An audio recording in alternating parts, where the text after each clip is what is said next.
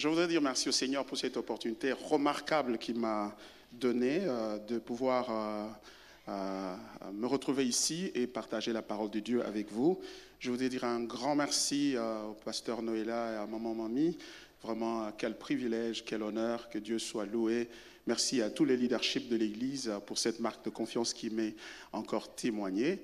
C'est ma première fois de me retrouver à Paris. Je n'ai jamais été à Paris. Je suis un villageois de Washington. Et curieusement, lorsque j'arrive la première fois à Paris, on me dit que l'endroit où se trouve mon hôtel, là où je suis logé, s'appelle Lieu Saint. Waouh! J'arrive dans le lieu saint. Et ce matin, je suis dans le lieu très saint. Que Dieu soit loué. Nous allons prier un moment avant de commencer. Dieu notre Père, quel bonheur, quelle grâce, quel privilège que de me retrouver ici ce matin au milieu de ton peuple que tu t'es acquis au prix du sang précieux de Jésus-Christ. Merci pour ces instants. Merci pour ton serviteur, pasteur Noëlla, que tu as établi dans cette église et tous les leaders qui travaillent avec lui. Merci pour le pasteur Roladalo. Merci pour l'Église. Merci pour tes bienfaits, ô Dieu de cieux. Nous voulons t'écouter. Parle-nous au travers de ta parole. En ton nom, Seigneur, nous avons ici prié. Amen. Ce matin, par la grâce du Seigneur, je voudrais vous parler autour de ce sujet. Voir les souffrances, voir Christ dans ses souffrances et grandir dans la gloire. Voir Christ dans ses souffrances et grandir dans la gloire. Le texte que nous allons étudier, c'est Hébreux chapitre 11, à partir du verset 23 jusqu'à 27. Hébreux, c'est dans le Nouveau Testament, chapitre 11, 23 à 27. Le texte dit ceci. Je lis dans la version Louis II. C'est par la foi que Moïse, à sa naissance, fut caché pendant 3 mois par ses parents, parce qu'ils virent que l'enfant était beau et qu'il ne craignait pas l'ordre du roi. C'est par la foi que Moïse, devenu grand, refusa d'être appelé fils de la fille de Pharaon, aimant mieux être maltraité avec le peuple de Dieu que d'avoir pour un temps la jouissance du péché, regardant l'opprobre de Christ comme une richesse plus grande que les trésors de l'Égypte, car il avait les yeux fixés sur la rémunération. C'est par la foi qu'il quitta l'Égypte sans être effrayé de la colère du roi, car il se montra ferme, comme voyant celui qui est invisible. Il y a un autre texte que j'aimerais qu'on lise, c'est Hébreux chapitre 12, qui est juste le chapitre suivant, versets 1 et 2. Nous donc, aussi, puisque nous sommes environnés d'une si grande nuée de témoins, rejetons tout fardeau et le péché qui nous enveloppe si facilement, et courons avec persévérance dans la carrière qui nous est ouverte. Ayant les regards sur Jésus, le chef et le consommateur de la foi, qui, en vue de la joie qui lui a été réservée, a souffert la croix, méprisé l'ignominie, et s'est assis à la droite du trône de Dieu. Un dernier texte. 2 Corinthiens chapitre 3, verset 18. En réalité, c'est un 3e texte. Verset 18. Nous tous qui, le visage découvert, contemplons comme dans un miroir la gloire du Seigneur, nous sommes transformés en la même image de gloire en gloire, comme par le Seigneur. Philippiens 3, 7, 11. Mais ces choses qui étaient pour moi des gains, je les ai regardées comme une perte à cause de Christ. Et même je regarde toutes choses comme une perte à cause de l'excellence de la connaissance de Jésus-Christ, mon Seigneur, pour lequel je renonçais à tout, et je les regarde comme de la boue afin de gagner Christ et d'être trouvé en lui non avec ma justice, celle qui vient de la loi, mais avec celle qui s'obtient par la foi en Christ, la justice qui vient de Dieu par la foi, afin de connaître Christ et la puissance de sa résurrection et la communion de ses souffrances, en devenant conforme à lui dans sa mort, pour parvenir, si je le puis, à la résurrection d'entre les morts. C'est la parole du Seigneur. Voir Christ dans ses souffrances et grandir dans la gloire. Il y a donc une corrélation entre la perception des souffrances de Christ et la croissance spirituelle. Le texte de base qui se trouve être Hébreux, chapitre 11, versets 23 à 27, vous avez reconnu ce texte. Il figure dans ce grand chapitre sur les célébrités de la foi. Nous parle de Moïse. Il dit que Moïse, lorsqu'il était enfant,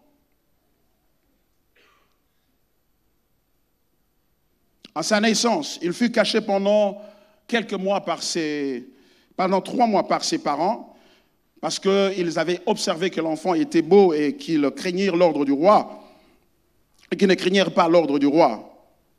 Et au verset 24, l'auteur du texte nous fait passer de l'enfance de Moïse à la maturité de Moïse. Et il dit, c'est par la foi que Moïse, devenu grand, et il insiste, devenu grand, refusa d'être appelé fils de la fille de Pharaon, et aima mieux être maltraité avec le peuple de Dieu que d'avoir pour un temps la jouissance du péché. Pourquoi? Parce qu'il avait regardé l'opprobre de Christ, c'est-à-dire les souffrances de Christ, comme une richesse plus grande que les trésors de l'Égypte, car il avait les yeux fixés sur la rémunération. Et par conséquent, il va quitter l'Égypte sans avoir peur des conséquences que cela engendrerait. Bien-aimés dans le Seigneur, lorsque Moïse était enfant, il était l'objet de la foi de ses parents. Il subissait la foi de ses parents. Ce sont ses parents qui ont démontré de la foi en le prenant, en le préservant, en le cachant, de manière à ce que sa vie soit préservée. Mais lorsqu'il a grandi, il est devenu le sujet de sa foi. Et c'est lui qui exerce sa foi. C'était la foi de ses parents qui l'avait sauvé la vie, ou mieux, qui l'avait préservé de la mort. Mais cette foi consistait à l'abriter contre le danger et le sécuriser en le plaçant dans un confort, loin de l'épée de la mort qui circulait en Égypte à l'époque, selon l'ordre que le roi avait intimé à toutes les femmes sages, ordre selon lequel tout enfant mâle devait être mis à mort. Mais ses parents démontrent la foi, et cette foi a eu comme conséquence dans la vie de Moïse la protection divine. La foi, certes, a une dimension de protection, mais cette dimension est l'une des expressions de la foi, mais n'est pas la totalité de l'expression de la foi. C'est-à-dire que la foi peut conduire à la protection, elle peut conduire au confort, elle peut conduire à la bénédiction, à la jouissance, mais cette expression n'est pas la totalité de l'expression de la foi. Cette foi a permis à Moïse de trouver l'abri dans le palais royal égyptien. Et cet abri est devenu, avec les privilèges et les conforts uniques qu'il regorgeait, une bénédiction pour Moïse. Il était devenu le fils de la fille de Pharaon. Ceux qui sont mariés comprennent bien le phénomène de la fille à papa. En psychologie, on appelle ça le complexe d'Oedipe, un attachement croisé entre le papa et sa fille et la maman et son fils. C'est donc dire que Moïse avait non seulement la faveur de sa mère adoptive, mais aussi celle du Pharaon lui-même. Ce qui veut dire qu'il partageait non seulement les biens et les honneurs royaux, mais aussi et surtout l'identité royale de la famille à laquelle il appartenait providentiellement. Providentiellement parce qu'en lisant l'histoire de Moïse, laquelle histoire est écrite par sa propre plume, il est quasiment impossible de louper la perception de la souveraineté de Dieu. De voir qu'au travers de ces événements, il y a eu la main providentielle de Dieu qui l'a préservé contre la mort. Il en est de même de tout un chacun de nous, ici qui particulièrement sommes des immigrants. Chacun a probablement une belle histoire à raconter, comment il a pu décrocher le visa pour s'installer ici en France, par exemple. Si pas le visa, tu as certainement un témoignage, voulais-je dire, de la provision divine en diverses situations de la vie. Et c'est cela la raison d'ailleurs qui fait que Dieu soit attractif aux gens. Parce qu'en croyant en lui, il y a une provision de la protection, de la bénédiction, de la visitation divine que l'on gagne. Mais le problème, c'est que la vie de Moïse ne s'arrête pas au verset 23, c'est-à-dire au palais royal où il avait acquis une nouvelle identité. Il était devenu prince.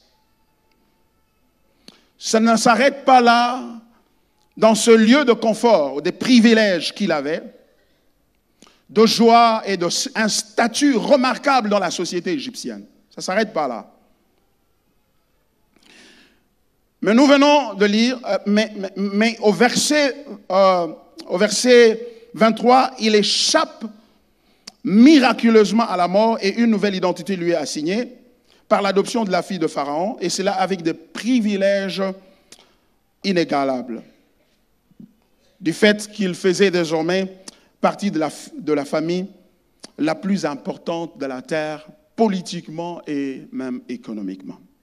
Mais au verset 24 du même chapitre, l'auteur des Épîtres aux Hébreux nous conduit à une autre dimension ou une autre expression de la foi, car il ne parle pas de la foi, car il ne parle que de la foi dans tout ce chapitre. Sa préoccupation, c'est de nous montrer les facettes, différentes facettes de la foi.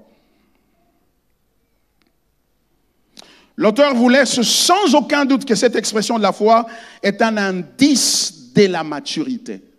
Cette autre expression de la foi dont il nous parle au verset 24. Vous pouvez percevoir clairement le contraste entre le verset 23 et 24 qui annonce une rupture entre un statut d'enfance qui a prévalu dans la vie de Moïse pendant 40 ans et la vie de la maturité qui va maintenant commencer au verset 24. Il dit, Moïse, devenu grand, refusa d'être appelé fils de la fille de Pharaon. Au verset 23, il vous parle de son enfance. Au verset 24, il vous parle de sa maturité. Il vous parle d'un mouvement, d'une migration. Et ça n'a pris qu'un seul verset pour le faire. Et c'est extraordinaire. Quelle dextérité dans la littérature. Et l'auteur en question, on ne connaît pas son nom. Il y en a qui ont pensé que c'est l'apôtre Paul, mais on n'a vraiment pas de certitude. Pendant 40 ans, Moïse, par cet auteur, est perçu comme un enfant. Et après 40 ans, l'auteur est en train de le peindre comme ayant maintenant atteint la maturité.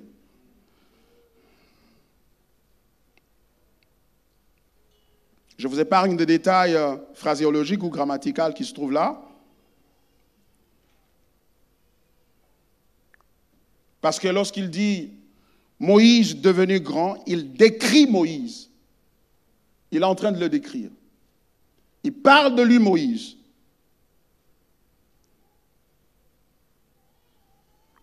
La foi a une caractéristique personnelle. Les prédications peuvent grandir, l'Église peut grandir, mais si votre foi personnelle ne grandit pas, il n'y aura pas de croissance en vous. Les prières peuvent augmenter, le ministère peut augmenter ou grandir en nombre ou en impact, mais si vous ne grandissez pas, ces choses auxquelles vous prenez plaisir aujourd'hui vous écraseront demain. Ces choses qui appartiennent à l'enfance, tous ces privilèges qu'il avait dans le palais royal, lorsqu'il grandit, il se rend compte que c'est le moment de s'en distancer. Ça veut dire que lorsque vous ne grandissez pas, ces choses qui aujourd'hui paraissent comme étant des bénéfices et des privilèges dont vous jouissez vont devenir, si pas une pierre d'achoppement, une opportunité de destruction. Et vous allez le comprendre tout à l'heure. Je vais doucement, je place d'abord le décor dans mon message pour que nous puissions comprendre l'essence de ce que je voudrais communiquer ce matin. Et c'est important. Lorsque j'étais un enfant, je parlais comme un enfant, dit l'apôtre Paul. Mais lorsque j'ai grandi, je fais disparaître de ce qui est de l'enfance.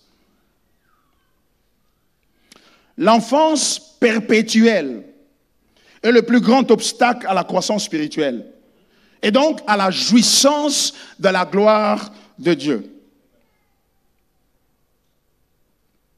L'enfance est une bonne chose, mais elle est appelée à disparaître et à laisser la place à la maturité. D'ailleurs, une préoccupation permanente, je voulais dire, remarquez que je ne dis pas que le diable est le plus grand obstacle à la croissance spirituelle. Je parle de l'enfance perpétuelle, qui est un obstacle à la croissance spirituelle. Et d'ailleurs, une préoccupation permanente avec le diable et ses œuvres est symptomatique d'une enfance prolongée dans la foi. Pensez que lorsque vous vous occupez du diable et vous le mettez hors d'état de nuire, alors vous allez grandir dans la foi. C'est un symptôme d'une enfance spirituelle, ce qui traduit un manque de compréhension du fait que ce n'est pas l'éloignement du diable qui nous conduit à la croissance, mais c'est plutôt notre responsabilité à nous distancer de l'enfance spirituelle. Tomber enceinte lorsqu'on le souhaite est une bénédiction, mais lorsqu'un fœtus reste dans le sein de sa mère au-delà de 9 mois, il devient un sujet d'inquiétude pour tout le monde, n'est-ce pas? Cela devient un danger pour le bébé et pour la maman.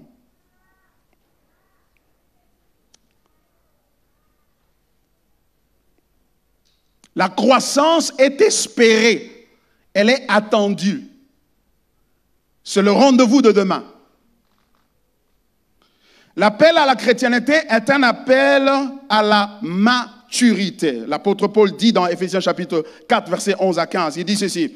Et il a donné les uns comme apôtres, les autres comme prophètes, les autres comme évangélistes, les autres comme pasteurs et docteurs, pour le perfectionnement de saints en vue de l'œuvre du ministère et de l'édification du corps de Christ, jusqu'à ce que nous soyons tous parvenus à la maturité de la foi et de la connaissance du Fils de Dieu, à l'état d'homme fait, à la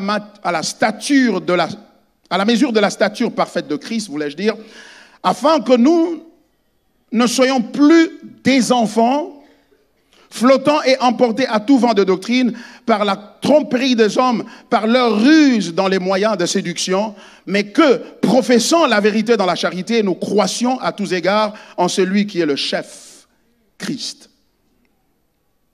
C'est ça le but de la vie chrétienne, c'est que nous croissions. Et c'est la raison pour laquelle Dieu nous a donné des pasteurs, des ministres, des évangélistes et autres, afin que nous puissions arriver à la croissance.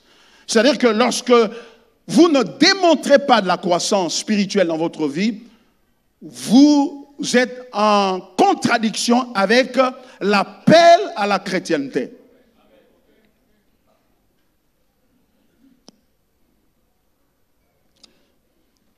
Remarquez qu'elle appelle, la maturité, voulais-je dire, apparaît dans la vie de Moïse à l'âge de 40 ans. C'est à cet âge qu'il réalise qu'il était temps de quitter l'enfance pour émigrer vers l'âge de la maturité, spirituellement parlant.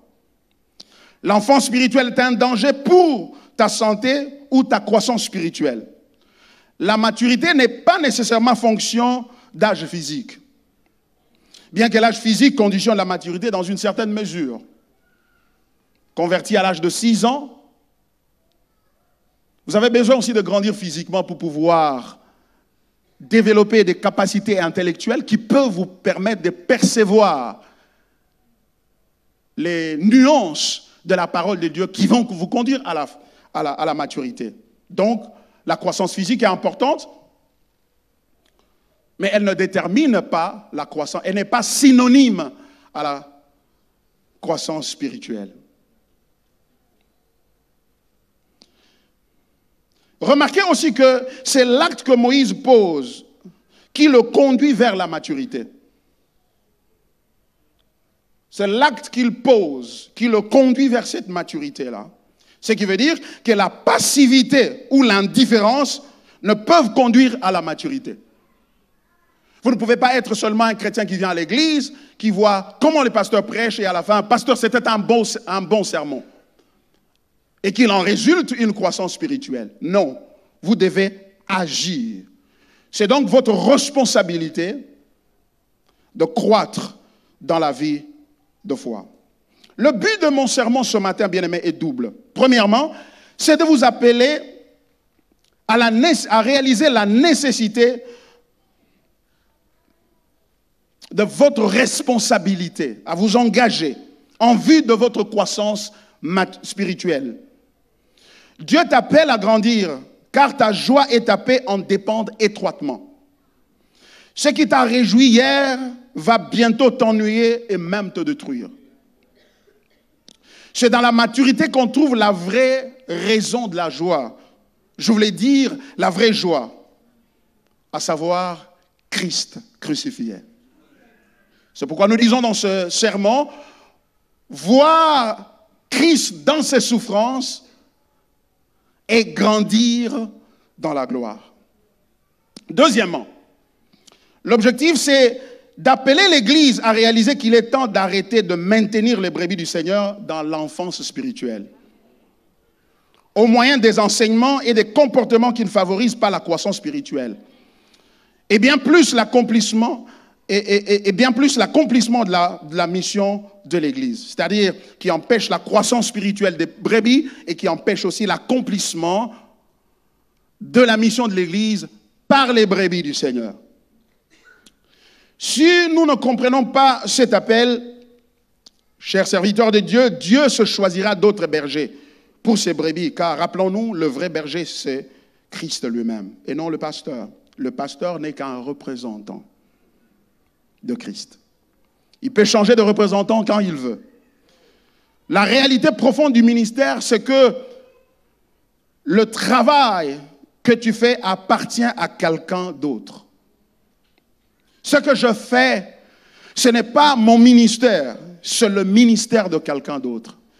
Jésus-Christ devrait être lui-même ce matin, debout du haut de cette chaire pour nous prêcher, mais il m'a demandé de le faire par la permission du pasteur Noëlla.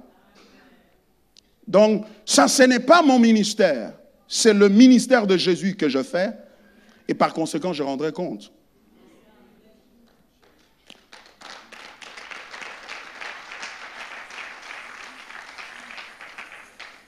L'Église est appelée à être la lumière du monde. Nous sommes devenus malheureusement la risée du monde. Surtout nous qui nous appelons Église de réveil. C'est pourquoi ce message n'est pas seulement destiné à ceux qui m'écoutent ce matin, à la parole du salut, mais à une plus large audience.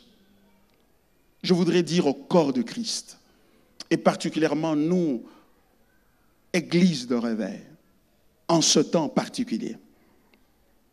Ce n'est pas un fait du hasard que nous venons d'apprendre que le pasteur Bénin s'est repenti d'avoir prêché l'évangile de la prospérité. Remarquez que dans son discours, il insiste qu'il a grandi. Et même, il mentionne son âge. Il a 65 ans maintenant.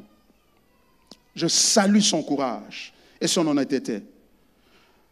La prospérité est certes une réalité biblique en ce que Dieu la donne souverainement à qui il fait grâce, mais jamais de façon systématique à tous ceux qui viennent à lui, de telle sorte qu'il tourne toute l'attention de sa famille vers ses avoirs et faire de lui-même juste un moyen pour obtenir ses avoirs. Dieu, en le faisant, en se comportant de la sorte, nous initierait lui-même à l'idolâtrie et se régnerait lui-même. La prospérité dans la vie des enfants de Dieu est biblique. Dieu veut bénir son peuple. Mais l'évangile qui suggère que tout enfant de Dieu doit être riche et en bonne santé, et que le moyen d'y parvenir, c'est un, de donner sa vie à Christ, et deux, donner à l'église ou donner au pasteur, n'est pas l'évangile. Mais il n'y a pas que l'évangile de la prospérité qui maintient artificiellement l'église dans l'enfance spirituelle. L'évangile de la délivrance aussi. La délivrance est une réalité biblique. Dieu veut délivrer son peuple de l'ennemi, des démons et de toute son influence. Mais cet évangile doit être articulé de manière et malheureusement articulé de manière à diminuer l'œuvre de Christ à la croix sous le label de la délivrance. Et en faisant cela, cet évangile maintient le peuple de Dieu dans l'enfance et l'empêche de pouvoir grandir, de pouvoir croître. Car c'est par la vue des souffrances de Christ que l'Église grandira dans la foi. Ce n'est pas par la délivrance des démons. Les démons seront toujours là jusqu'à ce que Christ revienne et le soumette à un jugement éternel. Et si Christ les a laissés autour de son peuple, c'est parce qu'il sait que ce qu'il a donné à son Église est capable d'amener son Église à croître. Et cela, c'est la croix, c'est-à-dire les souffrances de Christ lui-même.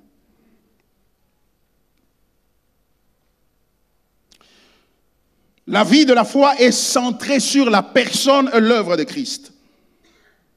Je voudrais dire sur la souffrance de la personne et de Christ. Il est le chef et le consommateur de notre foi. Il est donc l'initiateur de notre foi et il est la destination de cette foi aussi. Nous ne grandissons pas en horizontal, mais plutôt en vertical. Qu'est-ce que je veux dire par là? Ce que je veux dire, que nous ne grandissons pas d'abord en commençant par recevoir Christ comme Seigneur et Sauveur.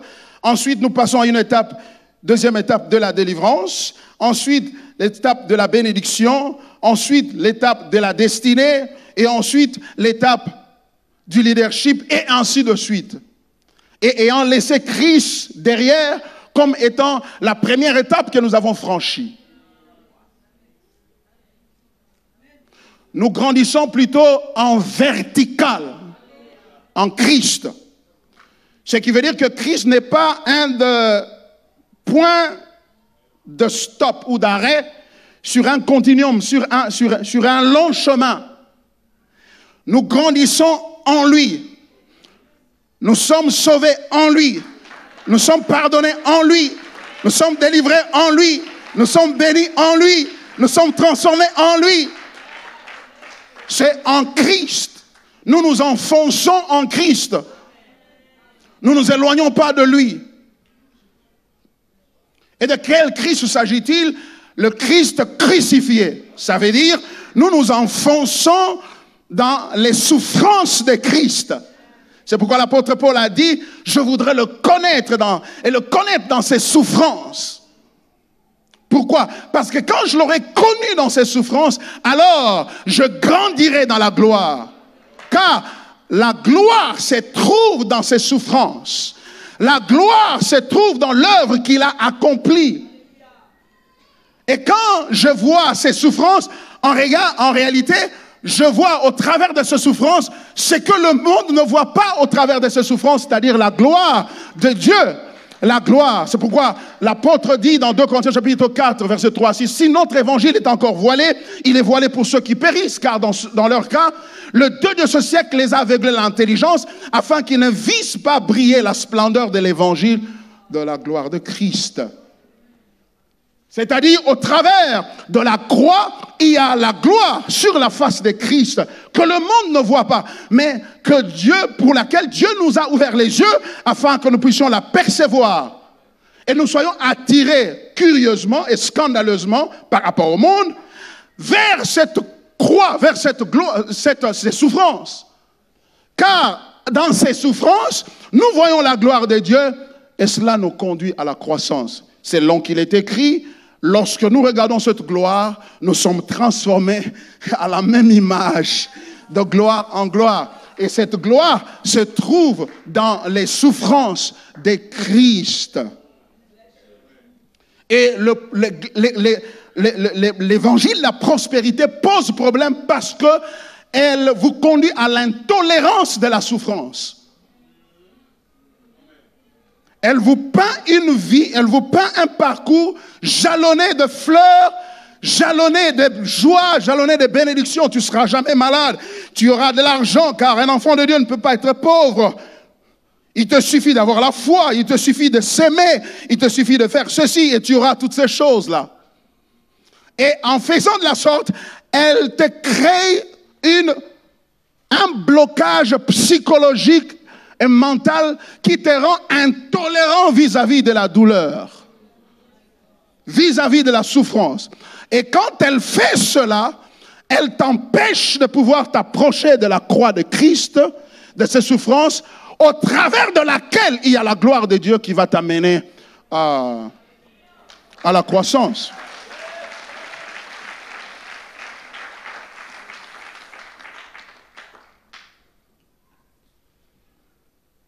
Et la vie de Moïse nous montre que tel n'était pas le cas.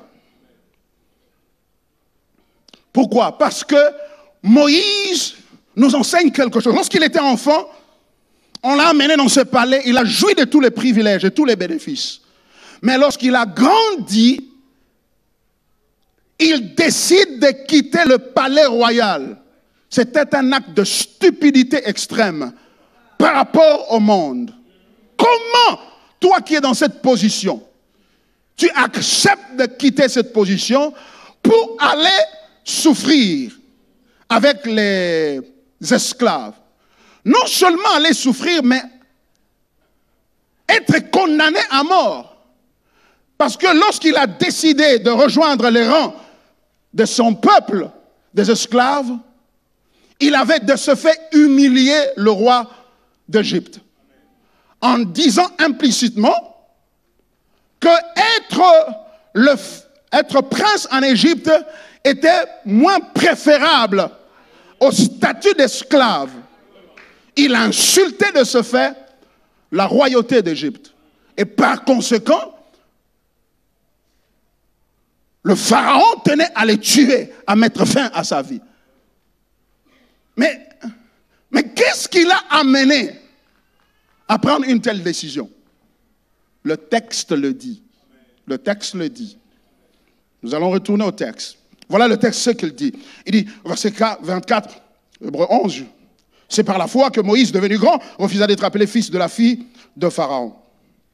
Aimant mieux être maltraité avec le peuple de Dieu que d'avoir pour un temps la jouissance du péché, regardant l'opprobre de Christ comme une richesse plus grande que les trésors de l'Égypte, car il avait les yeux fixés sur la rumination.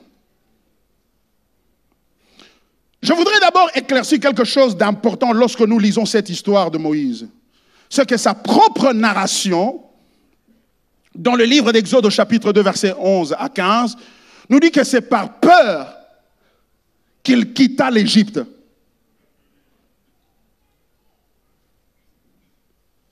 Dans Exode, lui-même, Moïse qui raconte l'histoire, parce que c'est lui l'auteur d'Exode, il dit que c'est par peur de la sentence de mort que le roi Pharaon avait prononcée contre sa personne, qu'il avait décidé de quitter. Mais lorsque nous lisons Hébreu, l'auteur de l'épître aux Hébreux réinterprète ce texte, réinterprète l'histoire de Moïse à la lumière de Christ et dit, c'est par la foi qu'il avait quitté.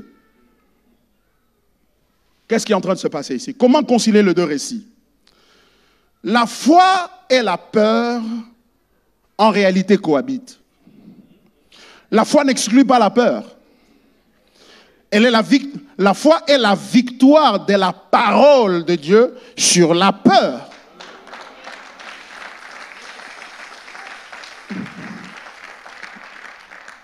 Tous ceux qui croient en Dieu ont toujours une dose de peur en eux.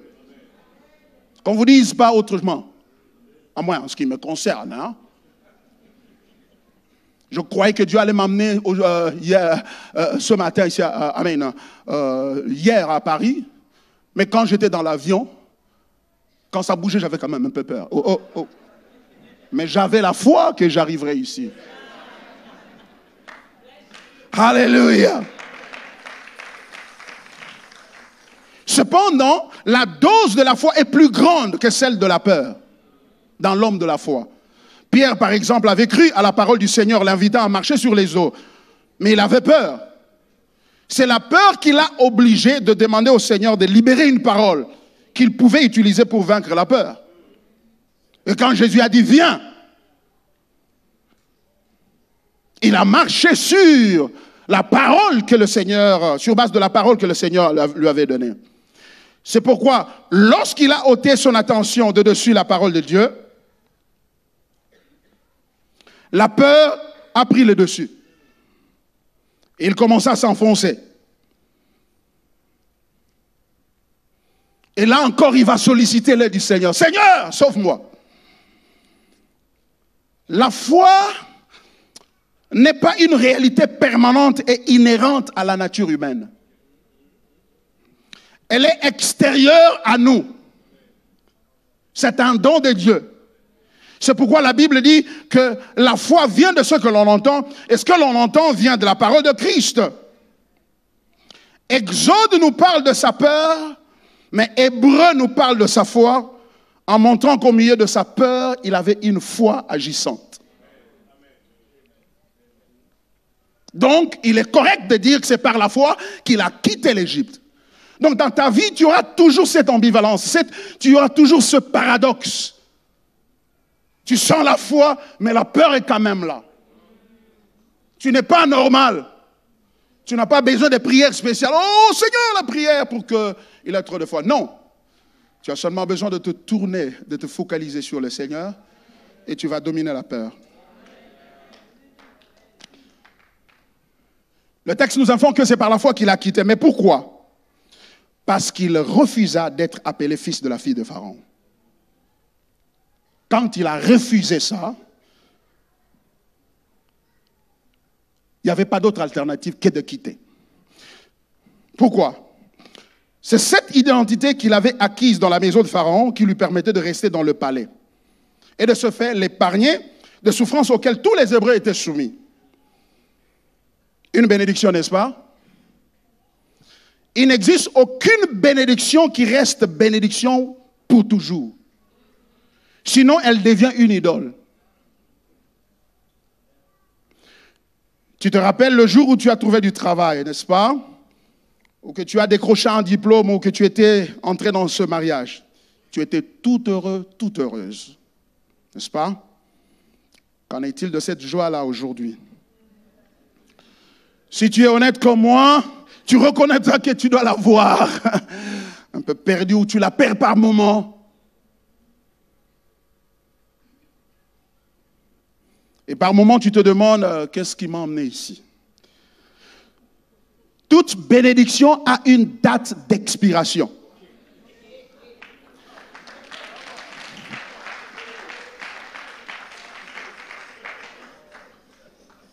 Il n'y a que Dieu qui reste une bénédiction pour toujours. C'est pourquoi Dieu en réalité n'a pas de bénédiction. Il est une bénédiction. Je vous amène quelque part. Il me reste 15 minutes, je vais clôturer. L'alternative à refuser son identité de la fille de Pharaon était rien d'autre que de devenir esclave d'Hébreu. Donc souffrir pour le reste de sa vie. Waouh! Et vous comprenez qu'il souffrirait plus que les autres Hébreux, n'est-ce pas? Il souffrirait plus que les autres Hébreux. Parce que celui-ci maintenant avait méprisé le roi et que le roi est derrière lui, il va le tuer. Mais cependant, il a trouvé qu'il était... Même alors, il était meilleur, il était mieux pour lui de quitter la maison du Pharaon que de rester là-bas. Le texte nous donne la raison fondamentale de la raison pour laquelle il a quitté que le livre d'Exode ne nous donne pas. Exode nous dit qu'il a peur, mais Hébreu nous parle de sa foi. Et cette fois-là, l'Hébreu décortique cette foi pour nous montrer en quoi elle consistait. Le texte nous dit, Moïse avait vu celui qui était invisible,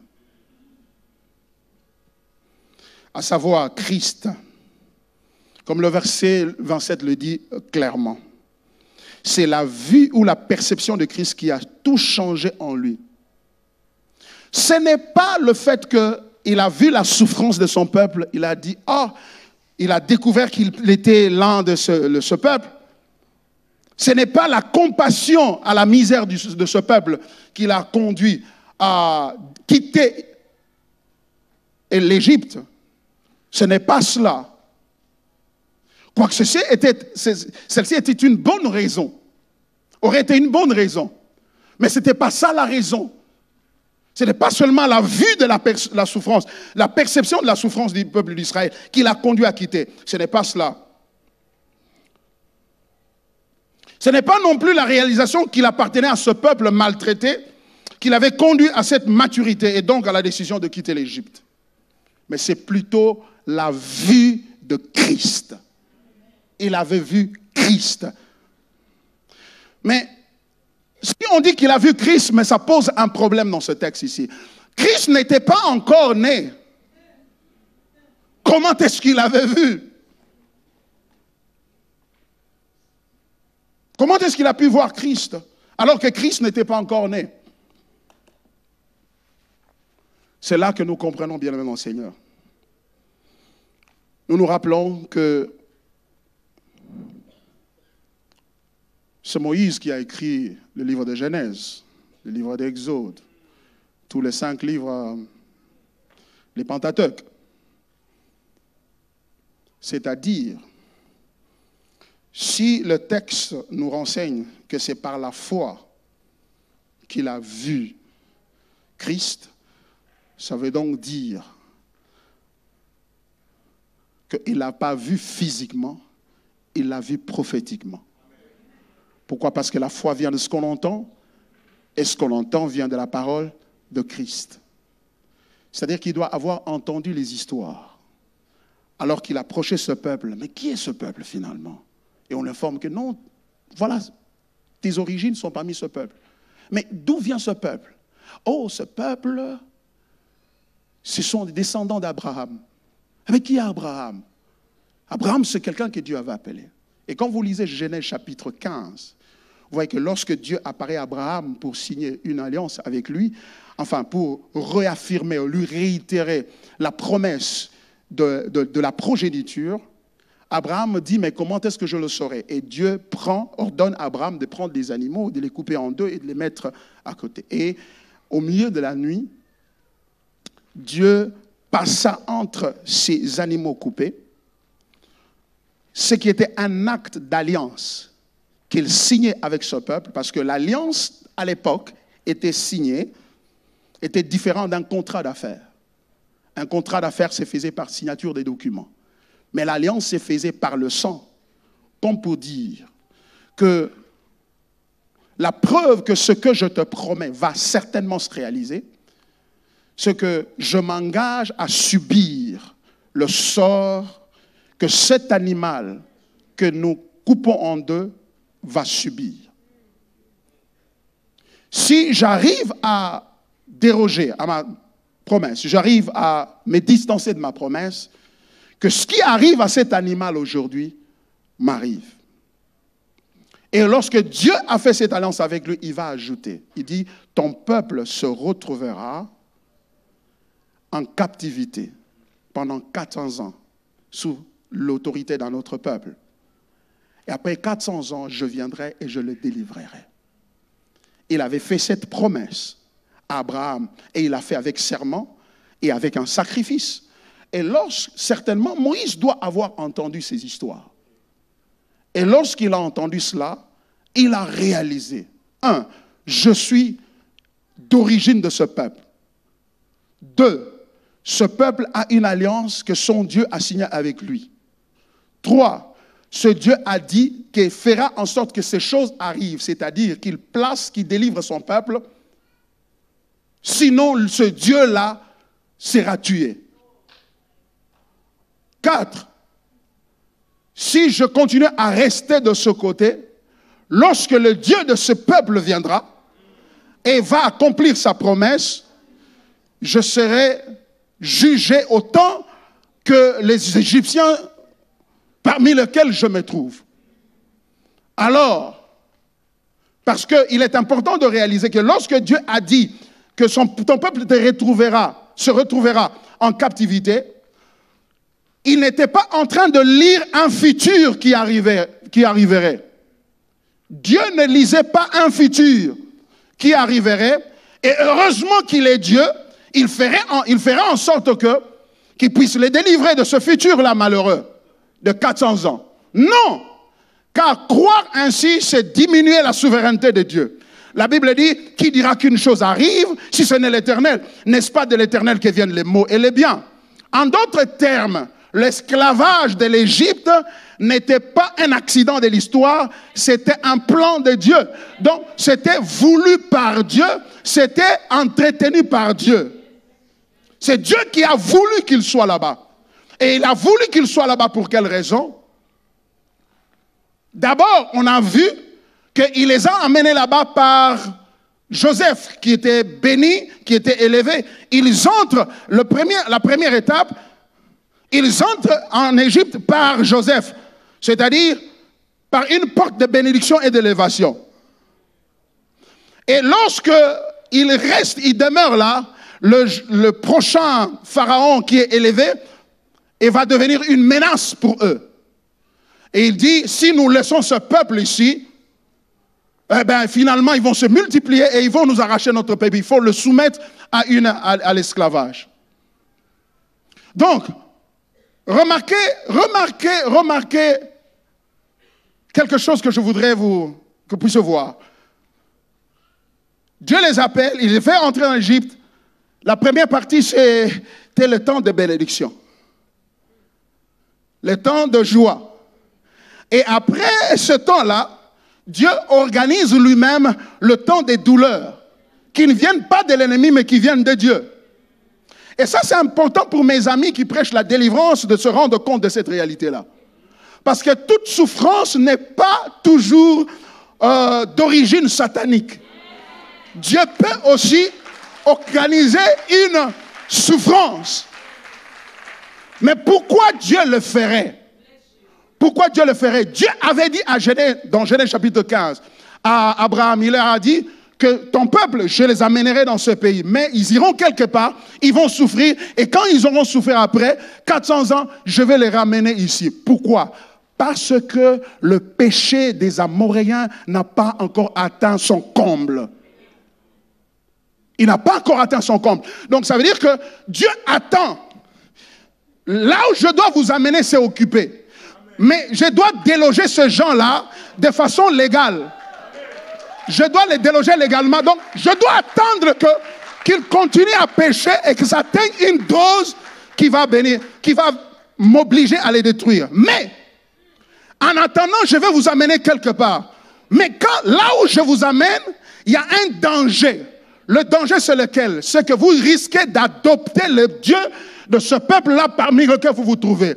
Alors, je vais faire en sorte qu'il y ait la peur de vous dans ce peuple-là pour qu'il vous isole. Et quand il vous isole, cet isolement va permettre que vous ne puissiez pas toucher à leur Dieu.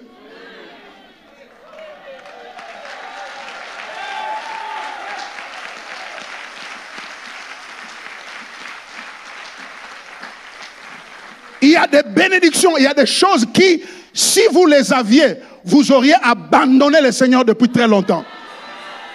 Il y a des souffrances qui ont pour objectif de vous garder en lui, de vous protéger, pour que vous ne soyez pas tentés de vous éloigner de lui. Alléluia.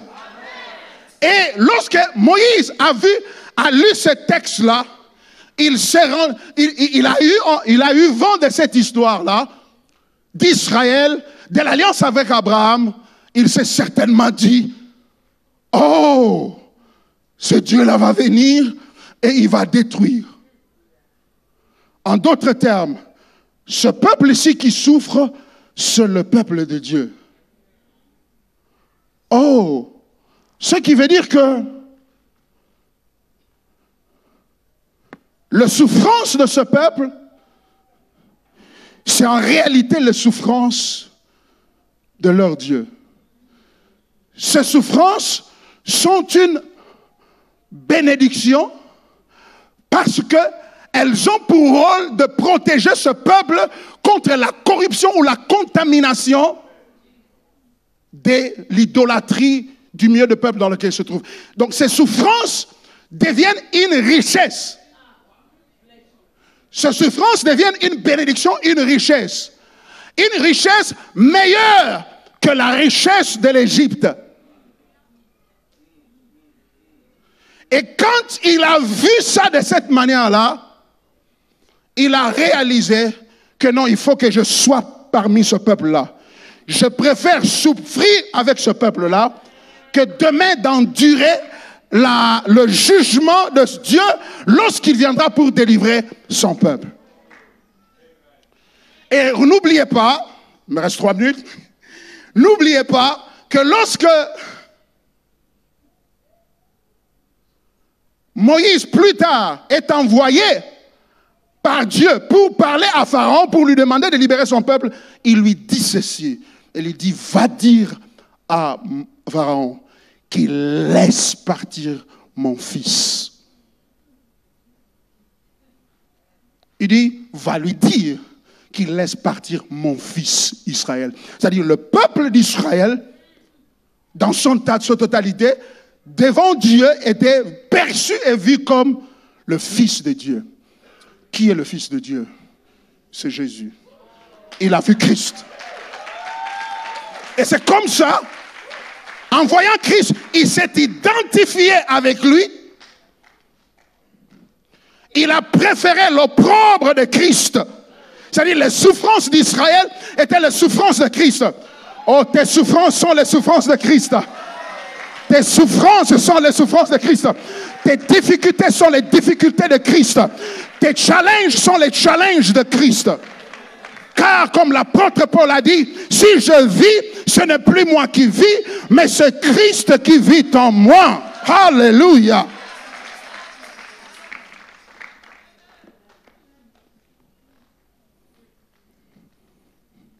Et c'est à cause de cela qu'il a quitté l'Égypte.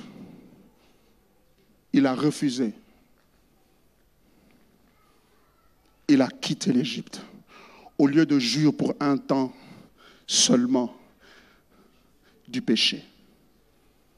C'est quand tu vois Christ crucifié comme étant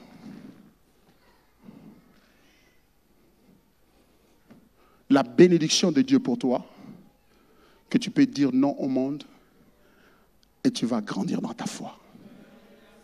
Inclinons-nous dans la prière.